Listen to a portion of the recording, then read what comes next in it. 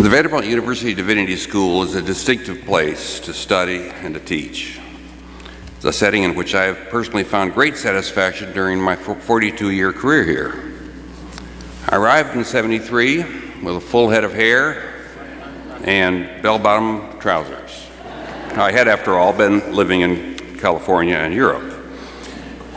I found here a divinity school with few counterparts in the country, our primary peer institutions being Harvard, Yale, and Chicago. What makes these schools unique is that our divinity schools are all situated within a large private research university and are not aligned with any specific religious body. Like all other parts of the university, we here are committed to studying our special field, for us it's religion, with all the tools and methods available in a spirit of open inquiry and discussion. For me, it was an inviting and exhilarating environment, one in which all are invited to explore and to grow.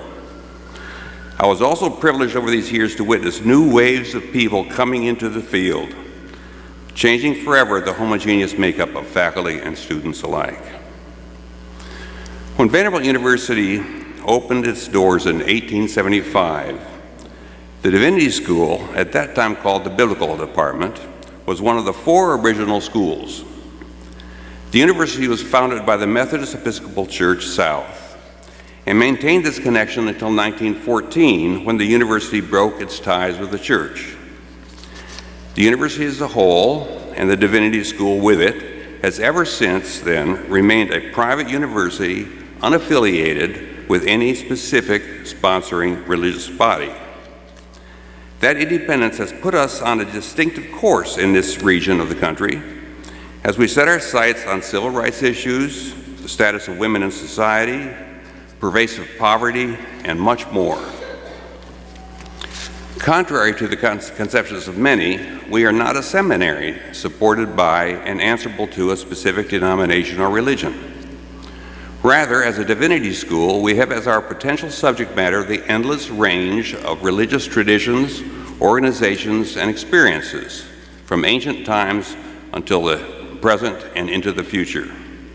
It is, of course, an impossible agenda, just as it is impossible for departments of history, literature, anthropology, biology, or any other field of study to embrace the limitless scope of phenomena in their respective areas.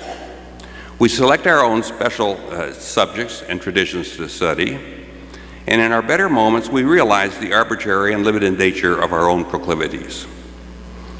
As a group of scholars and students, we cover a far wider range of religious, cultural, and intellectual topics than any one of us alone can manage.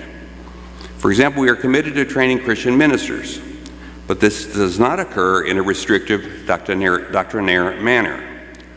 We are interested in contributing to the education of leaders in potentially any religious tradition.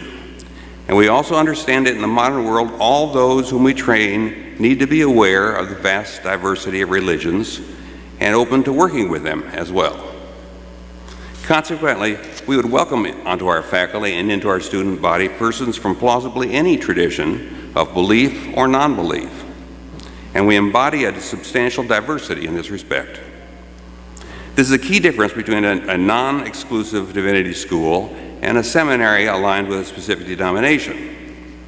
We consciously intend for our diversity to reflect, as well as possible, the composite makeup of our society and world at large.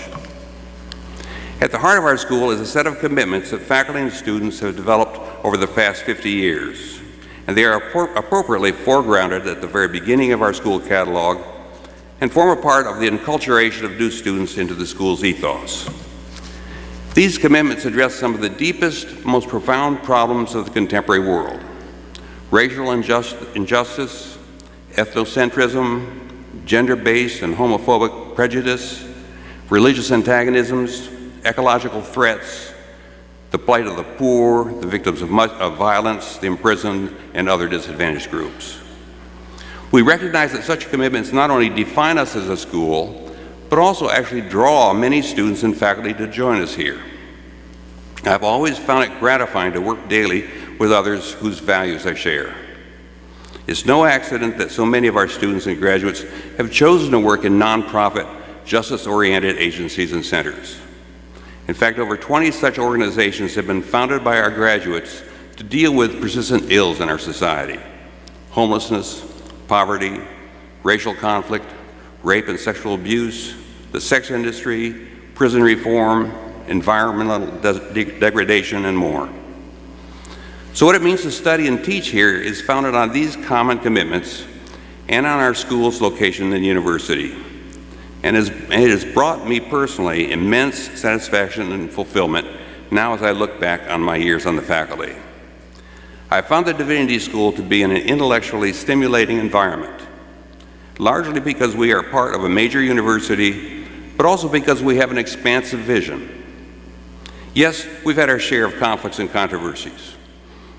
We don't all agree on everything, but we have usually found ways to cooperate on the important issues and have become stronger in the process. I've also benefited immensely from collaborations with the Divinity faculty and with scholars from many parts of the university, especially during the 6 years when I co-directed the Center for the Study of Religion and Culture, a so-called trans-institutional initiative that at its height included 10 research projects with over 90 faculty members from all 10 schools of the university. This context has allowed me to organize also a course on secularism this past semester with 30 faculty members from different disciplines across campus, presenting on ways in which secularism affects their own fields of expertise. This multidisciplinary approach can promote a rich engagement for students and faculty alike. In an era when membership in religious organizations is waning, what could be more urgent for future ministers than the need to grapple with the phenomenon of secularism? Or for those preparing for careers in justice organizations, what could be more important than engaging the various religious traditions and the deep human longing across cultures for religious meaning? A university like Vanderbilt makes it possible for us to conduct cutting-edge research and publish the results for the benefit of other scholars and interested laity. This chance, in fact expectation, to add to the store of new knowledge leads to an invigorating environment with problems and questions in our field, for me, the study of the Hebrew Bible in the context of the ancient world. I've often thought that if I, as a teacher and researcher, should ever get bored, it's my own damn fault for lacking the imagination and effort to break into new areas of inquiry. I've relished and learned from discussions with our students, who are among the brightest I have experienced. It's a pleasure now to look out at all our graduates with the assurance that the field is in good hands, that they will employ their considerable intellect, creativity, and commitment to breaking new ground as ministers, scholars, and activists. Thank you.